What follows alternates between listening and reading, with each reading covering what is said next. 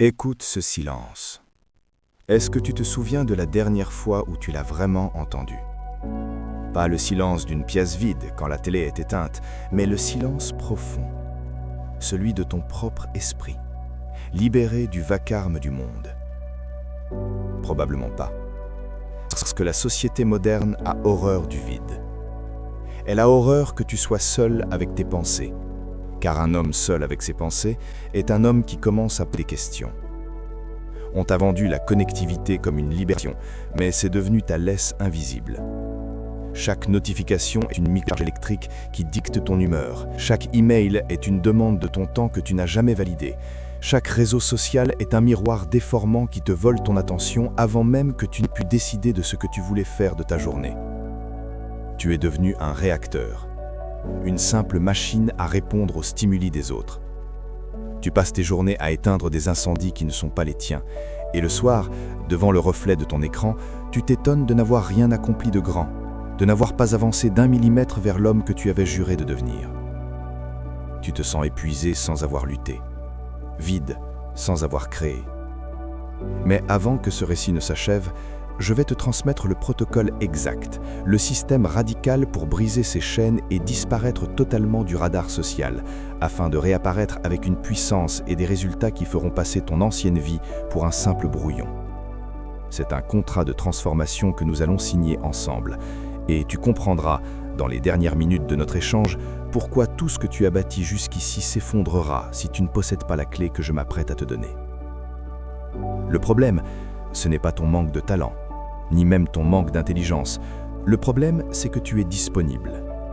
Tu es beaucoup trop accessible. Le monde entier sait qu'il peut te joindre à tout moment, et par conséquent, le monde ne se prive pas de te piller. Tu es comme une bibliothèque sans gardien, ouverte aux 4 vents, où n'importe qui peut entrer, déchirer une page, faire du bruit, renverser l'encre et repartir sans laisser d'explication. Et toi, tu restes là, au milieu des ruines, à essayer de recoller les morceaux de ton attention éparpillée. On t'a fait croire que pour réussir, il fallait être partout, répondre à tout le monde, être dans le flux constant, être dans le coup. Mais la vérité est à l'opposé exact de ce mensonge. Les plus grandes œuvres de l'humanité, les empires les plus solides, les chefs-d'œuvre les plus intemporels n'ont pas été créés dans le bruit des discussions mondanes. Ils ont été forgés dans l'isolation la plus totale, dans une solitude presque sacrée. Le manque mode, ou le mode moine, n'est pas une simple retraite spirituelle pour trouver une paix intérieure éphémère.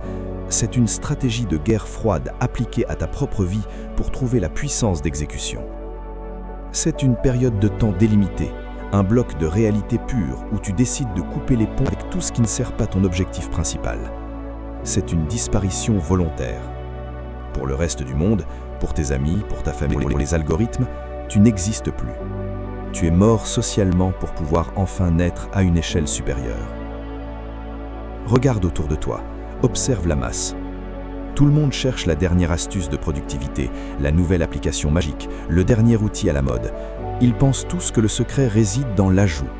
Ils veulent ajouter des tâches, ajouter des contacts, ajouter des méthodes complexes à leur quotidien déjà saturé.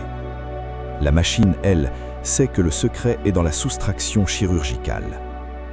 Le manque mode, c'est l'art de la découpe existentielle. On coupe, on retire les distractions comme on retire une tumeur. On retire les amis qui ne sont que des poids morts, ceux qui ne t'appellent que pour se plaindre ou pour t'inviter à perdre ton temps. On retire les plaisirs éphémères, ces doses de dopamine bon marché qui anesthésient ton ambition et te font croire que tu es heureux alors que tu es juste ennuyé. Tu as peur du vide? C'est normal. C'est la réaction de ton ego qui craint de perdre son importance sociale.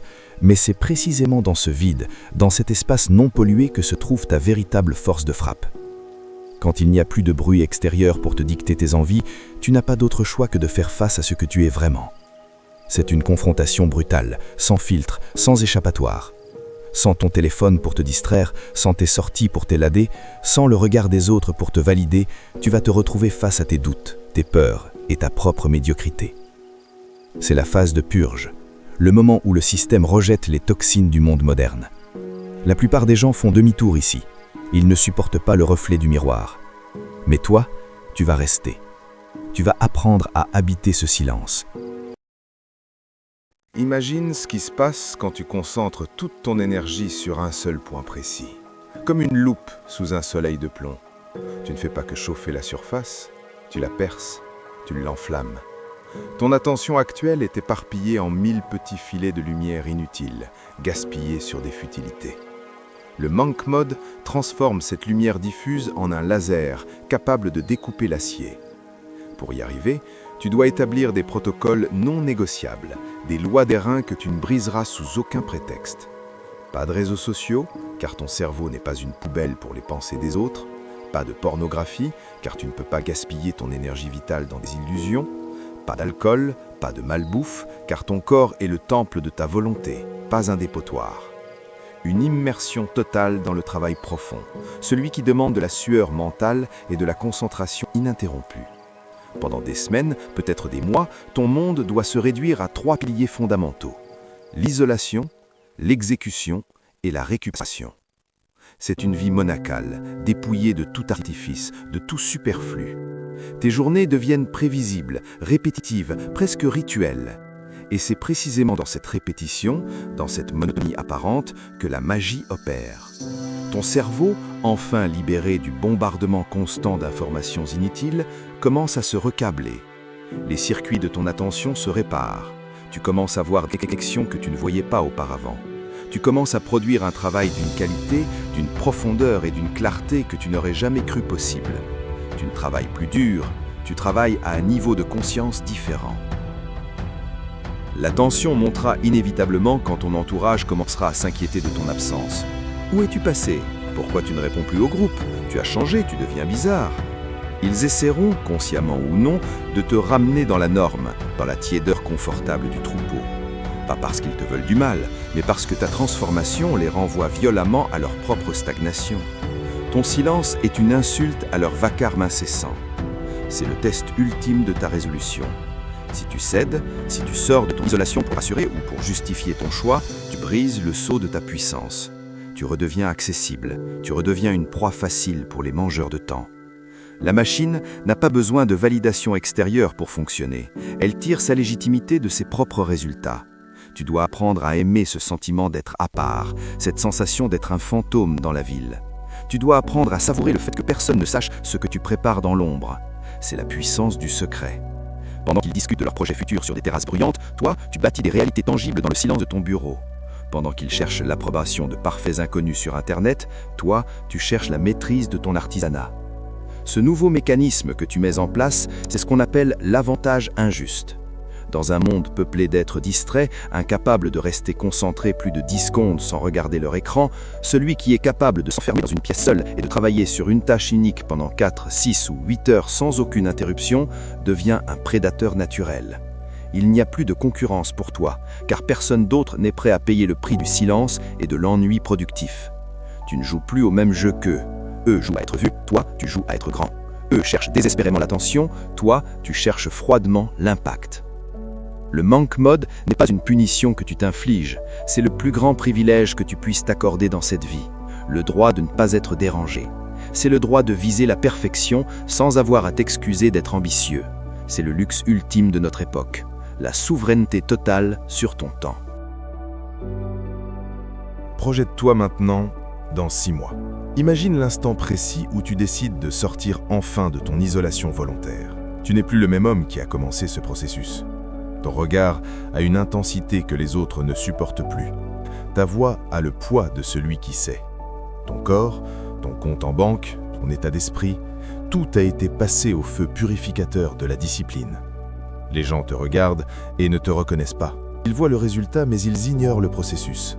Ils demandent avec une curiosité teintée d'envie « Comment as-tu fait? Quel est ton secret ?» Ils veulent une formule magique, une pilule, une astuce rapide. Mais ils ne seront jamais prêts à entendre la seule réponse valable. Parce que la réponse, c'est que tu as accepté de disparaître. Tu as accepté d'être oublié. Tu as accepté de souffrir en silence pendant qu'ils cherchaient le confort immédiat. La peur que tu ressens peut-être en m'écoutant, cette angoisse à l'idée de couper ton téléphone, de rater des opportunités sociales, de te retrouver seul face à toi-même, c'est la peur de ton ego qui sent que sa fin approche. Laisse-le mourir. Derrière cette peur, il y a une liberté que tu n'as jamais goûtée. La liberté de ne plus rien devoir à personne. La liberté d'être le seul architecte de ta destinée. Cependant, sois bien conscient d'une chose. Ce pouvoir est une lame à double tranchant. S'isoler sans avoir une direction claire, c'est simplement s'enfermer dans une cellule de prison dont tu as toi-même jeté la clé. Le monk mode n'a de sens que si tu as un système pour canaliser cette énergie brute. Si tu sens que malgré ton envie de t'isoler, tes journées manquent encore de cette structure d'acier. Si tu sens que la machine que tu essaies de devenir a besoin de ces plans de construction originaux, alors tu ne dois pas avancer plus loin sans avoir consolidé tes bases. Juste là, en haut de ton écran, se trouve le premier pilier de tout cet édifice.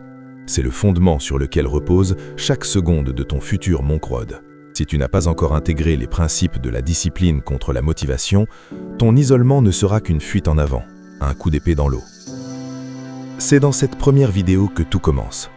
C'est là que tu apprends à forger ton moteur intérieur avant de décider d'appuyer sur l'accélérateur. Ne néglige pas les fondations, car un gratte-ciel ne tient pas sur du sable. Va voir cette vidéo maintenant si ce n'est pas déjà fait, car elle contient la logique nécessaire pour que ton silence devienne productif. Le mystère de l'être humain, c'est cette capacité inouïe à se recréer entièrement à partir de ses propres cendres.